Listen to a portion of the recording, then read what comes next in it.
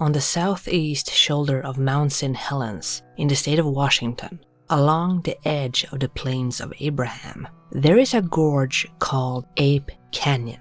This area was given its name after a 1924 encounter where 5 prospectors stumbled out of the woods telling a story about an encounter they allegedly had with so-called apemen. This is the Ape Canyon Encounter.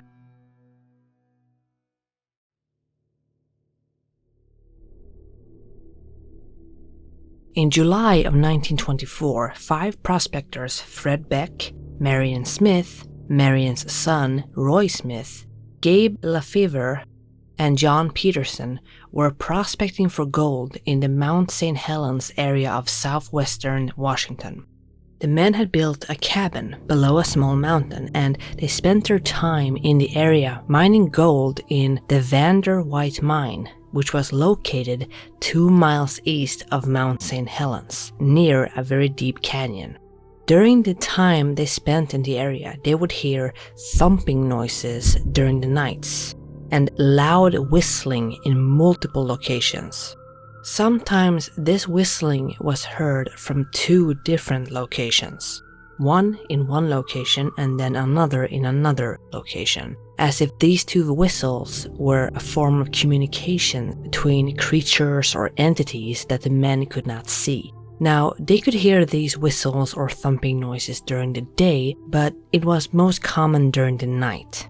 In fact, the men would hear the whistling every single night for an entire week. And during this week, they also found big human-like footprints around their campsite area, within the trails, canyons, and springs. Basically, everywhere these men went, they would find these footprints and hear the whistling noises. This eventually led to the men carrying their rifles with them wherever they went. The noises and the footprints made them very apprehensive, but they stubbornly did not want to miss the opportunity to find gold, so they chose to remain.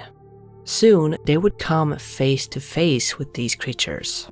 The first alleged encounter happened when Fred Beck and another one of the men headed out to get some water.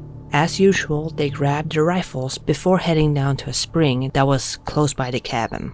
As they walked, the other man suddenly yelled out and raised his rifle towards the other side of the spring. This caused Fred to spin around and look in the direction where the other man was aiming. There, standing on the other side of the spring, was a creature 7 feet tall, ape-looking, and covered in blackish brown hair. And it was standing on the other side next to a big pine tree, and it was watching them. As if realizing that it had been spotted, the creature quickly stepped behind a large tree. The men kept their gaze and their rifles pointed at this big tree, and they waited. After a few minutes, or perhaps seconds, the creature peeked out from behind the tree, and as soon as it did, the other man fired off 3 shots directly at the creature, who quickly hid behind the tree again. All 3 of the shots hit the tree, because the men saw the tree bark explode and scatter. But the creature itself was unharmed, as they watched it quickly retreat behind the tree and then run off, vanishing from their sight until it reappeared again almost 200 yards down the little canyon that ran along the spring. As soon as the creature was spotted the second time, Fred, this time, fired off 3 shots in its direction, but he also missed. These shots were enough to cause the creature to back off again, and they watched as it retreated into the woods. They watched for a bit, but they could not see the creature again. At this point, they had completely forgotten about getting water and the sun was setting. So the 2 men hurried back to the cabin and told the others what they had seen. This story, along with the strange sounds that they had been hearing and the footprints that they kept finding, led to all the men finally agreeing that they should probably leave the canyon. However, the sun was setting, and by the time they reached their car, it would have gotten really dark out, which was a risk they did not want to take. So they made the decision to stay for the night and then leave first thing in the morning. They then settled down and tried to get some sleep. But this strange encounter was far from over.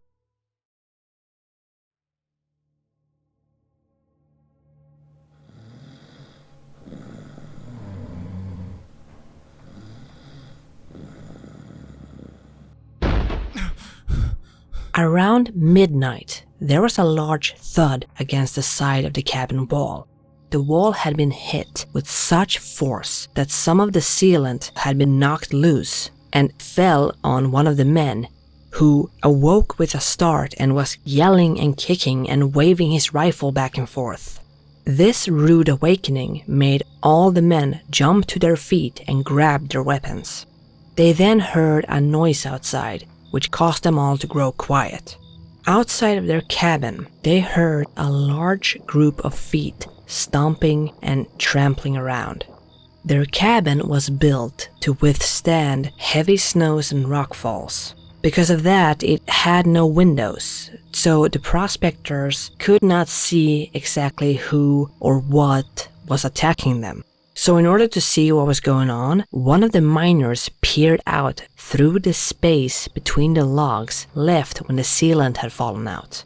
As this was in the middle of the night, it was completely dark out, so they could not make out who or what was lurking outside. All they could see was what looked like 3 large silhouettes that were grouped together in the darkness.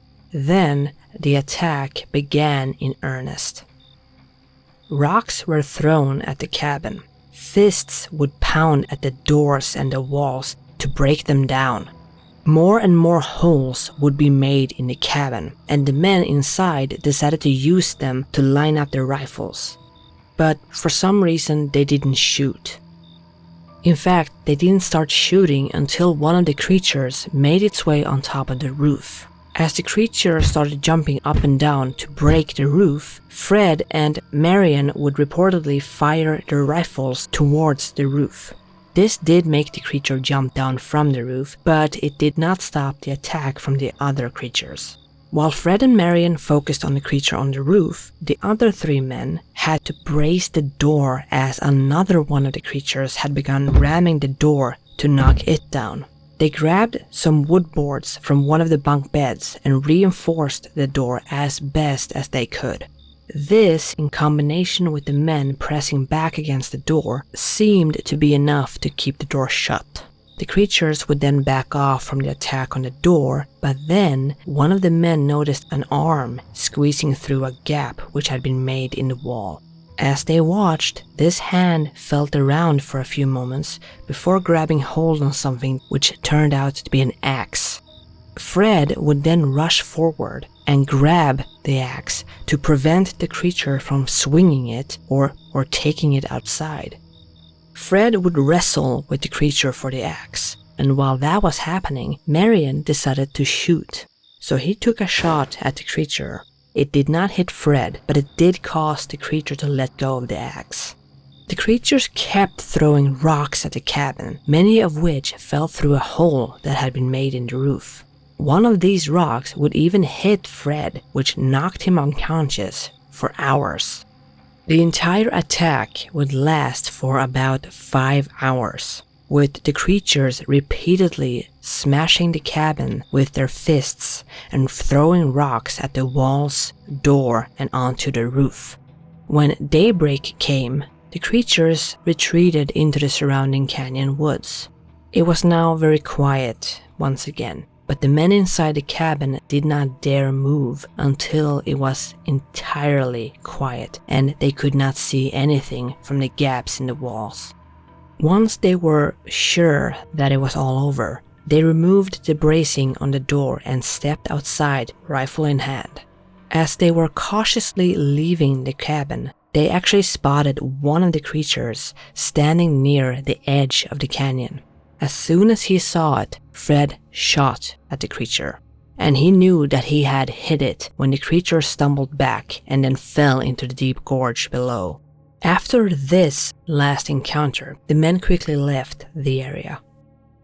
They only grabbed the things that they could fit in their backpacks, and they left the rest at the cabin as they rushed to their car. According to Fred Beck, he would try to persuade everyone to keep this story to themselves. But as they made their way to Spirit Lake, one of the group went into the ranger station. Allegedly, the tracks that the men had found had previously been reported, and before they headed out, the ranger had told them to let him know if they figure out what the tracks were and what had made them, which is what they ended up doing before they left.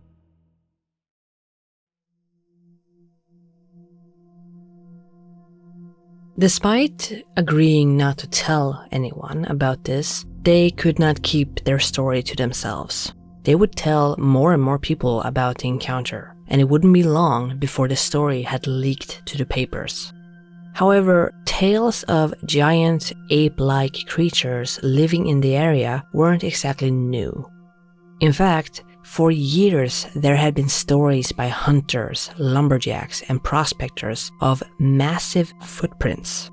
Not to mention the Native American tales of these kinds of creatures, some of which date back hundreds of years depending on the region.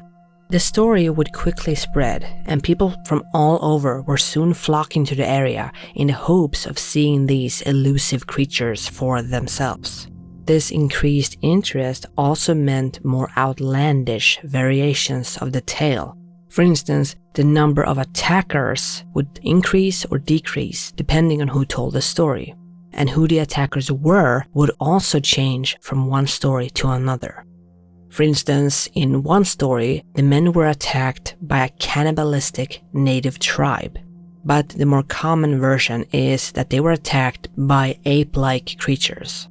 The people living in the area did not forget this story. In fact, it became part of local folklore. But the nationwide interest in the story would quickly die down. And soon, many people had forgotten about this supposed Ape Canyon encounter. But in the late 1950s, a bulldozer operator named Jerry Crew discovered a set of large 16 inches human-like footprints sunk deep within the mud in the Six Rivers National Forest, a U.S. national forest that is located in the northwestern corner of California. Crew would tell his co-workers about these strange footprints, and many of them would claim that they had also seen similar tracks on previous job sites. They also told a story about how an oil drum that weighed 450 pounds had been moved without explanation. Because the tracks looked like it had been left by something with big feet, they began using Bigfoot to describe this culprit. Despite initially thinking that this was nothing but a prank, Crew decided to contact a reporter named Andrew Gensoli of the Humboldt Times newspaper to tell his story. Gensoli would then write about the mysterious footprints, and it was here that the name Bigfoot was introduced to a wider audience. Like the Ape Canyon Encounter, this story also spread very quickly. And eventually it led to a renewed interest in the Ape Canyon Encounter, which once again made people go to the area to see if they could see these creatures for themselves. But it also meant increased scrutiny. According to a local newspaper, after being told this story by the 5 prospectors, the U.S. Forest Service decided to investigate their claim, and 2 rangers would hike into the forest. They went to the cliff where Fred had shot the creature, which then fell over into the gorge, and one of the rangers would head down to see if he could find anything, but he found nothing. The men then headed towards the cabin, and they found large stones littered all over the area, but the rangers would end up speculating that these stones had been placed there by the prospectors themselves. And once they returned from their investigation, they also had come up with an explanation for the footprints. According to these 2 rangers, these weird footprints were made using the knuckles and the palm of a human hand. And the rangers were not the only ones looking at the prospector story with some suspicion. The director of the Western Speleological Survey, William Halliday, wrote a pamphlet in 1983 called Ape Cave and the Mount St. Helens Apes, where he claimed that the ones attacking the cabin were local youths. Located near Spirit Lake was a camp called Camp Meehan, and the story goes that the young campers would amuse themselves by throwing stones into the canyon. They apparently did not know that there was a cabin located at the bottom of the canyon, or that there were people inside that cabin. And according to Halliday, from the miners' perspective, once the stones started hitting the cabin, these young campers would only appear as dark, moonlit figures that were throwing stones at their cabin. And he also wrote that the narrow walls of the canyon most likely distorted the voices of the campers, which led the men below to think that the voices were something else entirely. Over the years, many people have looked at Fred Beck with a great deal of skepticism. For one, he reportedly was of the opinion that the creatures that they encounter were supernatural beings. He would also say that the method that they found the mine was psychic. He would say that after they had found the location of the mine, the men were approached by a large Native American man dressed in buckskin who spoke to them. The men would allegedly refer to this man as the Great Spirit, and the spirit would tell them that there would be a white arrow that would lead them towards the mine, like an objective arrow in a video game or something. They supposedly then followed this white arrow for 4 days. And after wandering around for 4 days, one of the men lost his temper and yelled at this arrow. The arrow would then change direction. The men would then follow the arrow in this direction as best they could, and they found it hovering near the top of the north cliff of Ape Canyon, which is where they made their shaft. However, the Great Spirit would appear to them once again. It had heard one of the men curse and scream at the white arrow, and in response, the Great Spirit told them that they would be shown where the gold was, but they would not be able to claim it. Which was a prediction that came true because according to Fred Beck, they would work that mine for years before they finally had to give up.